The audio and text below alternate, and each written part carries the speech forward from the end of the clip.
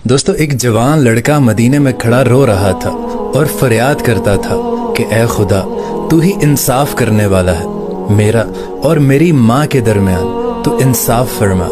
इतनी देर में उधर से हजरत उमर रजी अल्लाह ताला अन्हो गुजरे तो आपने उस लड़के से रोने का सबब पूछा। तो लड़के ने जवाब दिया कि हजरत, मेरी माँ ने मुझे 9 माह पेट में रख कर पाला, दूध पिलाया और पाल कर बड़ा किया, मगर अब वो मुझे अपना बेटा मानने से इनकार करती है और मुझे घर से भी निकाल दिया है। इतना सुनना था कि हजरत उमर ने उस लड़के की माँ को तलब कर लिया।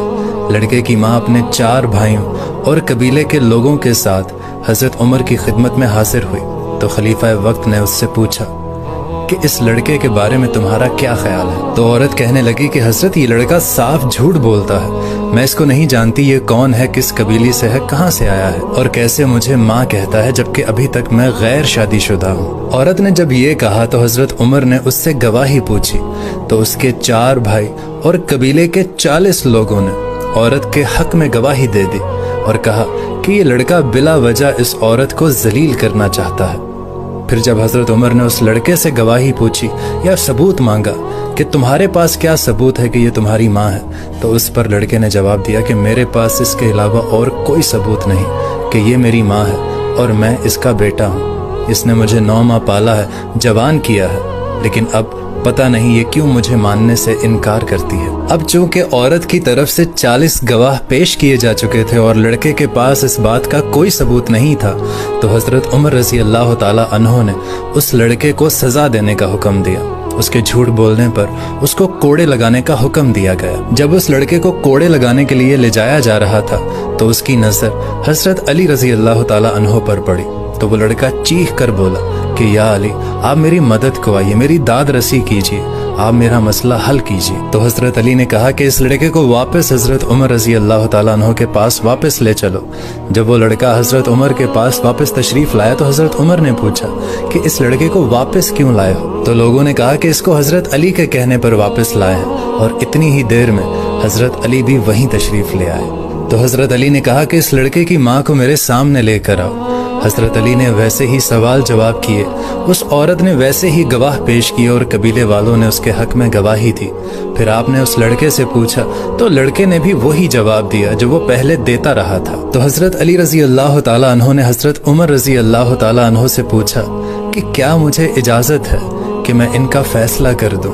तो हजरत उमर बोले कि मैं क्यों कर रोक सकता हूँ, जबकि मैंने हुजूर सल्लल्लाहु अलैहि वसल्लम से सुना है कि ए लोगों, तुम में से अली मेरा भाई है और सबसे ज्यादा इल्म जानने वाला है और सबसे ज्यादा अच्छा इंसाफ करने वाला है। इजाजत मिलने पर हजरत अली रजी अल्लाह ताला अन्हो ने फरमाया कि मैं आज तुम्हारे दरमियान ऐसा फैसला करूंगा जो अल्लाह और उसके रसूल को पसंद है और वो राजी भी होंगे।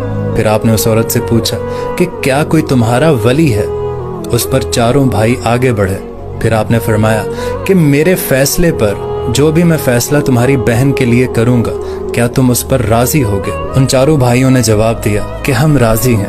उसी तरह हजरत अली ने उस लड़के से भी पूछा तो उसने भी हाँ में जवाब दिया। सब लोगों की रजामंदी लेने के बाद आपने फरमाया कि मैं अल्लाह को गवाह करता हूँ और हाजरीन को भी गवाह करता हूँ कि मैंने इस औरत को बेवस 400 दिरहम इस लड़के के निकाह में दिया।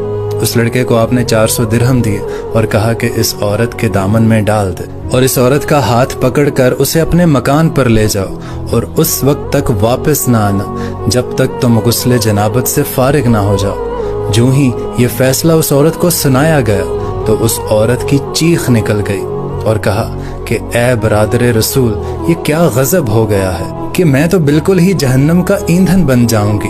मैं इकरार करती हूँ कि ये लड़का मेरा है, मैं इसकी माँ हूँ और एक माँ क्यों कर अपने बेटे की बीवी हो सकती है। तो हजरत अली ने इरशाद फरमाया कि तुमने पहले क्यों नहीं इकरार किया। तो उस औरत ने कहा कि इसमें मेरी कोई गलती नहीं है, ये सारा कसूर मेरे 4 भाई